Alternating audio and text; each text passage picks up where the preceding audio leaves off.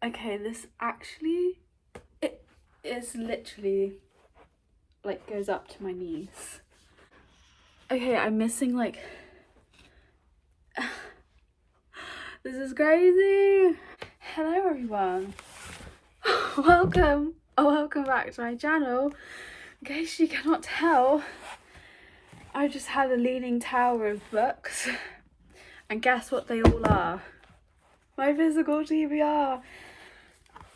It literally went up to my knees, the pile. I'm out of breath from like running around gathering all my books, but I am currently in a reading slump, so I thought I would go through all of my physical books that are on my TBR.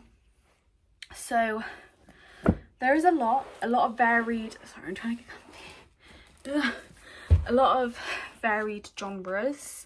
Got some classics, got some historical fiction, got some thrillers, some fantasies, and we have some horrors and murder mysteries and romance, I think.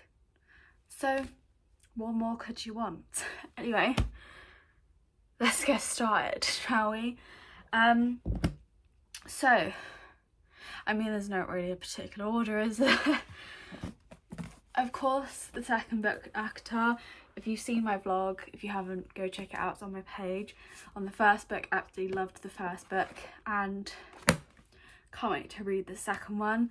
Not really much needs to be said because I'm sure you already know all about the series because I am late to the trend, but very excited to read it when I'm hopefully out of my slump soon. I am planning, it is on the top tier of my TBR to get to, so it probably will be very soon that I start reading it, and hopefully this is the book that gets me out of my slump. But I think the only thing that's intimidating me is how thick she is. I know there's other books in the series that are slightly thicker, but it's been a while since I read a book this thick, let's just say. And then I've got, so I actually purchased these two books recently. Reckless, which is I think the second book in the Powerless series. I hope so, because I bought it. The first book I had sprayed edges and I could not find it in the works for the second and third book, so a bit depressed about that. But got that a few weeks ago. It was more of a something in my life inconvenienced me, so I got this. And if you don't know the series, it's basically a Hunger Games kind of type, well, the first book was type-ish series where it's like the elites, so like people with powers, are they called elites? I can't even remember, but let's just say the normies and the elites are kind of separated in society. And basically Payton goes into the competition as a normie, but she pretends that she has powers, and it's a ride, let's just say. So I'm excited to read the second one, but I have seen very mixed reviews. Just, I need to take off this sticker. But anyway, I've had very mixed reviews about this series, and a lot of people said they loved the first book and then they hated the rest of the series because it was very similar to other books. Like a lot of people said that Lauren Roberts has copied a lot of authors, so I'm a bit scared. But I want to read more about Kai and Payton, so you know, I'm gonna read it anyway at some point. And then the second, I got Fourth Wing. I actually don't know much about Fourth Wing. I know I'm entering another series, but everyone raves about it and I just picked it up because I didn't know what else to get, and I wanted to buy more than one book because clearly I can't leave the store with just one book, so I just got it. Yeah, don't know when I'm gonna read this. I think it's gonna be a while until I get to it. Okay, I'm gonna have to reread the blurb because my audio just cut off because I had the warning on my phone that it needs charging. But anyway, what was I saying? Violet Sorrengail, I think that's how you say her name, expected to live a quiet life surrounded by books until she was forced onto the world's deadliest training ground. Now she must fight to join the army's elite dragon riders, but dragons don't choose fragile riders, they incinerate them. And when your body breaks as easily as Violet's does, death is only a heartbeat away. Every night could be your last. Many would kill Violet to better their own chances of success. The rest would kill her simply because of her last name, including the ruthless Xaden Ryerson, her family's greatest enemy. With the odds stacked against her, Violet must use every edge her wits can give her just to see the next sunrise, because once you enter, oh my god, this is challenging my dyslexia, Basgaith War College? You get it. there are only two ways out: graduate or die. That sounds very interesting. That's very like school Hunger Gamesy type vibes. So excuse my dyslexia while I was trying to read that, but that's what Fourth Wing is. Again, I'm sure you already know. And then another series, because for some reason I just gotta have loads of series, don't I, is Once Upon a Broken Heart by Stephanie Garber. Oh, I got a mark on it. How's that happen then? I've not even picked it up. There we go, scrubbed off. But yes, again, another highly anticipated read of mine. Just haven't got around to it yet. Everyone's obsessed with it. I think it's like fairy tale-y, romantasy, which I'm very excited about, because I've read fantasy with a subplot of romance, but I think romance is like a main part of this, so I'm excited for that as well. And then we have, okay, so we got a bit of a classic. So we got Far From the Madding Crowd by Thomas Hardy. I actually started reading this a while back, but I was kind of already in a slump, and I tried to read it to get out of a slump, but it didn't get me out of a slump. The thing is with classics is they're not the books to get you out of a reading slump, because some of them do require a lot of concentration, and it's not a book that you can just easily read. But I want to give it another go because I haven't read any Thomas Hardy before, so I just want to give it another whirl, and it's a flimsy book, and I love a flimsy book. But basically this one is, on the back it says, Hardy's powerful novel of swift sexual passion and slow burning loyalty centres on Bathsheba Everdeen, a proud working woman whose life is complicated by three different men: respectable farmer Boldwood, seductive sergeant Troy, and devoted Gabriel, making her the object of a scandal and betrayal. Vividly portraying the superstitions and traditions of a small rural community, Far From Madding Crowd shows the precarious position of a woman in a precarious position of a woman in a man's world. So I thought this was really interesting because it's low-key a love triangle. So I can't wait to read this. But now is not the time, especially when I'm still in a bit of a slump. But it sounds really fun to read, so can't wait to read that. And then we've got, okay, so I actually don't know if I've actually spoken about this in my channel, but I do actually write poetry. I haven't in a while, but I used to love writing poetry. I do want to get back into it, and I used to always read poetry, especially when I was at uni, because a lot of my modules were poetry, but I really loved it. And one of my favourite poets is John Keats. So a few weeks back I got a selection of poems by John Keats. Again, it's just a little different of his romantic poems. Just love his poems, so I'm excited to read that. Again, another classic. If you want to get into like classics poetry side of things, definitely recommend John Keats. He's one of my favourite poets. So I got that. I think I do have another poetry book somewhere. I can't. Oh, here we go. Sylvia Plath poems. Again, very excited to read that. This has been on my TBR for so long, and I just haven't read it yet. The thing is with poetry, it's not something you just like, for me anyway, it's not something I can just sit there and read the entire thing in one go. Like, I read a few and then go on to like another book, read that, and then go back to my poetry. You know, it's not, for me, it's not something that I can just sit there and fully read, because with poetry it's very in-depth. It tends to have a lot of meaning to it. There's loads of like hidden meanings, and it's just not something that you can just consume like a normal book, at least for me anyway. Some people I know do just read them in one sitting, but I don't like that. I like to sit with the poem and think about it. So again, that's probably why it's been on my TBR for so long, kind of the same with the John Keats one, but I'm really excited to get back into writing poetry and reading poetry as well. There's so many books around here. The next one is The Modern Fairy Tales. This has 3 short stories in it. I read the first one and I really enjoyed the first one. I can't really remember fully what it was about because it was a few years back, but I do remember I followed this girl, I think her name is Kay.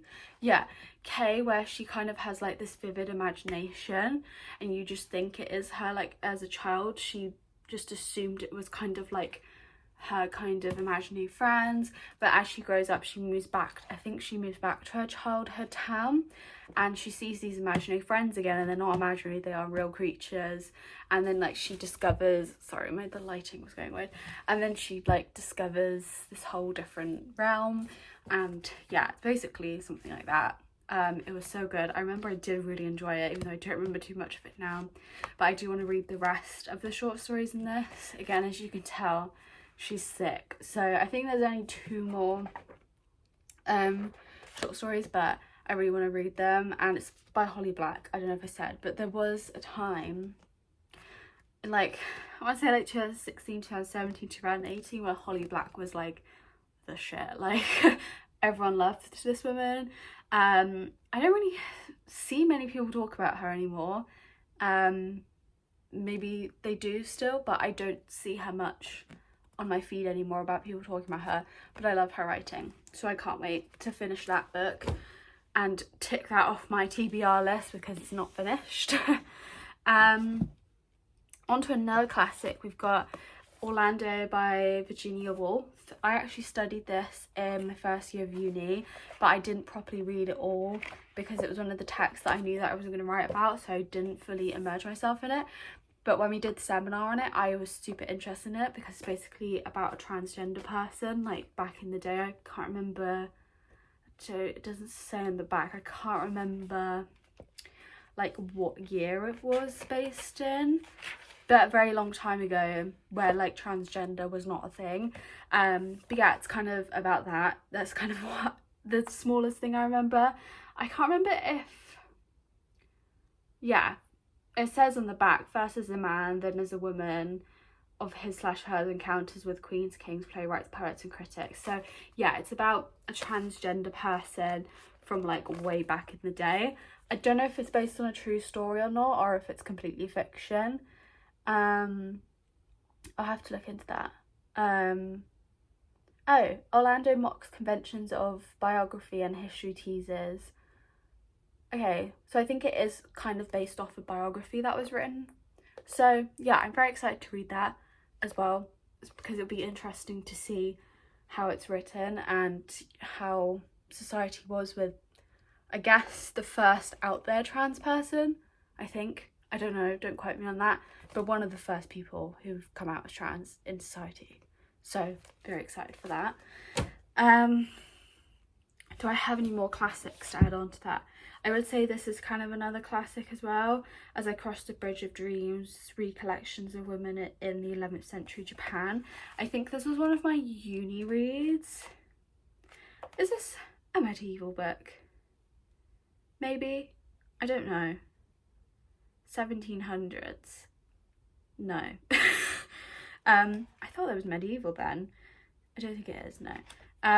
I actually don't know much about this, but it was in my university books, like in my bookshelf where all my old uni books were, and I was kind of just intrigued by it, so I want to read it because I don't think I ever got to read this in the end, because again I think I'd already chosen what text I wanted to write about at the time, so I'd never ended up reading this. But it's lyrical poems, so I guess on to the other poems. So I'm very excited to read that. I think it's about oh, maybe it is medieval, I have no clue. But yeah, I just randomly found it in my university book pile and I was like, oh, I haven't read about that, but from what I can tell it's just a lyrical poem about Japan back in the day, I think. So very excited to read that because I haven't really read any Japanese literature, so that will be interesting. I'm sorry if I guessed that wrong, but I honestly can't remember, and I don't think I've ever read it, so yeah. And then the next book I've got here is How to Kill Your Family by Bella Mackie. I remember this was a really popular book as well a while back. I had this book secondhand, which is why it's been ruined and it's gone yellow, but I don't know how people's books get so yellow, but anyway. Yeah, I got this secondhand, it was free. I wanted to read this for a while. This has literally been on my TBR for years. I haven't had this physical copy for years, but it's been on my physical TBR for years. I just haven't got around to it. It may be the next book I read, to be honest, because I feel like thrillers are quite good for me to get out of a reading slump, because I do tend to really like them. Because I find them really interesting. I get really gripped into them. So this actually could be the next book I read. I did pick it up today and look at it, so this could be a hopefully successful contender, but I'm not too sure yet. And then kind of following on to that, I've got The Silent Patient by Alex Michaelides. People's names are triggering my dyslexia today. Again, I've had this on my TBR for so long and I just haven't picked it up yet. I thought everyone really loved this book, but actually loads of people have been rating it 1 stars that I've seen on Goodreads. So that's what's kind of put me off the book now, but I still kind of just want to read it anyway, but maybe not something to get me out of my reading slump. So we got that, and then I got this, been on my TBR for a while as well, which is The Road Trip by Beth O'Leary. I know people like other books of hers, but I haven't really heard many people talk about The Road Trip. So I think it's Flat Share, that's it, everyone loved. But I haven't heard many people say anything about The Road Trip, but I am excited to read it because I think so it's Addie and her sister on an epic road trip to a friend's wedding in rural Scotland. Not long after setting off, the car slams into theirs. The driver is none other than Addie's ex, oh my god, imagine, who she hasn't seen since their traumatic breakup 2 years earlier. Dylan and his best mate are heading to the wedding too, so Addie has no choice but to offer them a ride. But with 400 miles to go, they can't avoid confronting the very messy history of their relationship. Will they make it to the wedding? And more importantly, is there really an end of the road for Addie and Dylan? So I'm very excited for that, because it's like a ex-girlfriend and boyfriend kind of rekindling, which I don't always like, because in real time, in real life, I'm very firm of not getting back with exes, because there is a reason why you broke up, and a lot of people will pretend that they've changed and then they go back to their ways. But I'm still quite excited to read it because it sounds messy, so yeah, but that's been on my TBR for, I haven't picked it up yet, so I don't know how long that's going to take me to read. But and then along kind of the romancy side, I've got The Fine Print. Again, I've heard loads of mixed reviews about this series. There's been people that really liked it and people that don't. I remember reading the first few chapters a few years back and didn't really get into it, but I do want to give it another chance because everyone's raving about it. But I'm pretty sure it's a theme park romance, yeah. So I thought that was interesting. I did read a cowboy romance that was a theme park one. I can't remember what it's called now. I'll put it on screen. But I loved that one. So hopefully I'll try and give this a second chance at some point, and hopefully I'll love it just as much as that other book. So yeah, again, that's been on there for a while. Yes, the next book I got is The Red Queen by Philippa Gregory. I love everything Philippa Gregory. I just haven't been in the mood for historical fiction yet. She's probably one of my favourite historical fiction authors. To be honest, the only historical fiction author I've read so far. I have been meaning to branch out, but I just love my Philippa Gregory. So I'm very excited to read this. I can't really remember the other two that I've read now, to be honest with you. It was quite a while back. But yeah, this one's based in 1453, and it's about Margaret Beaufort. Says she has a fierce and unwavering sense of destiny. If not a nun, then she'll be Queen of England, and signed her name as Margaret Virginia. So that will be interesting.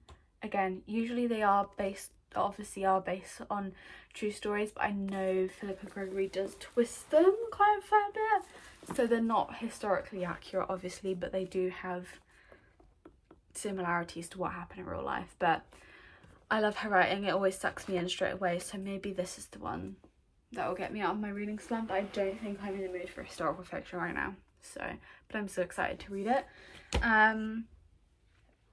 The next one I've got is Paladin's Grace by T. Kingfisher. I actually got recommended this by a girl in Waterstones, and then when I posted about it on Instagram, there was a few girls that have read it before and said it was a cute, cozy kind of fantasy book, which was exactly what I'm looking for. I just, with some fantasies, they're a bit much, so I do like the odd cozy fantasy where it's easy to read. I think this is a trilogy. Yeah, there's 2 other little books in the back.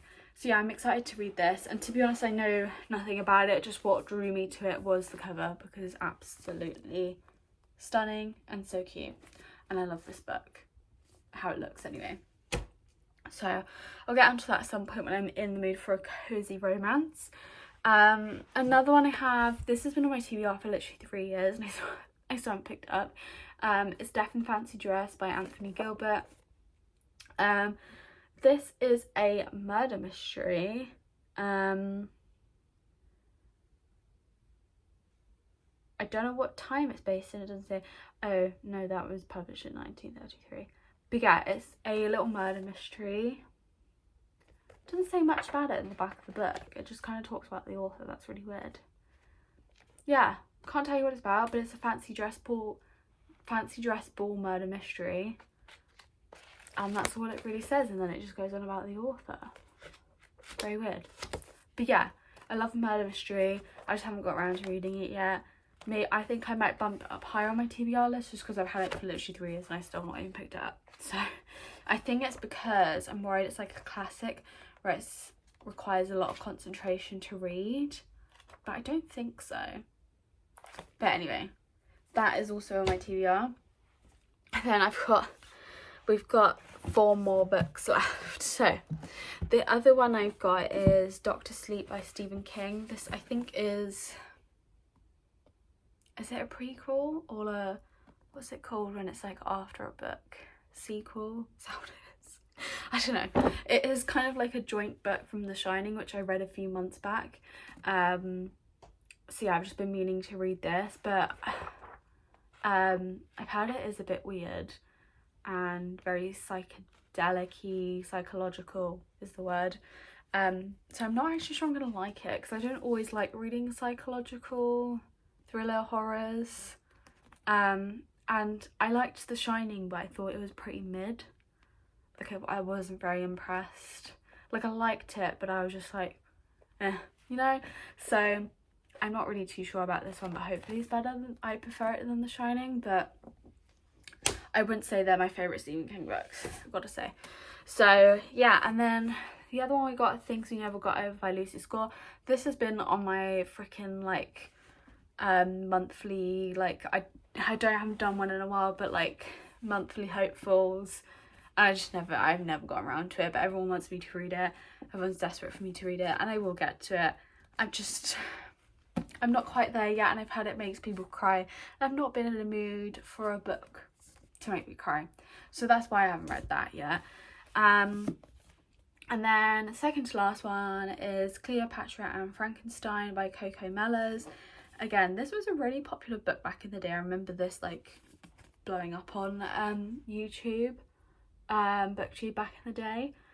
The back says, because I don't really remember what it's about, is New York is slipping from Cleo's grasp, 24 at a different party every night, and with a student visa that's swiftly running out, she doesn't even have money for cigarettes. But then a chance encounter on New Year's Eve offers her a way out.